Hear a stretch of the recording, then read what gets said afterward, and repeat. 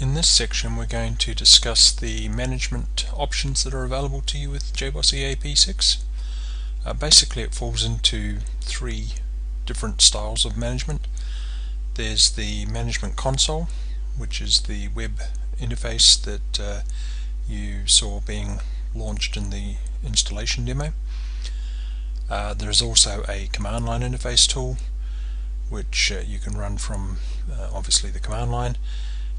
It goes into its own interactive session that allows you to execute a series of instructions in sequence and get immediate feedback. Alternatively, you can batch them up and turn them into what amounts to a script that can be used for automating your administration.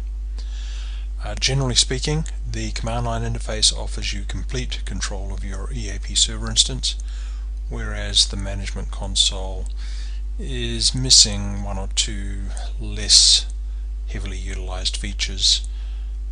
Certainly at this stage. It may be that in a future release they extend the functionality of the management console, but it's not 100%.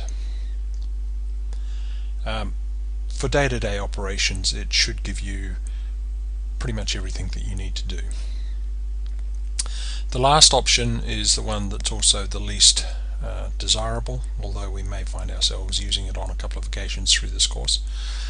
That is the XML file editing, directly editing the config files.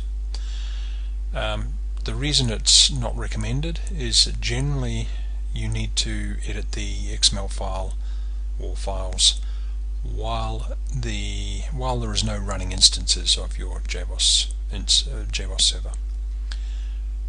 Unfortunately, if you edit the XML file while you have a running instance, there is a very good chance that any changes you make will be lost.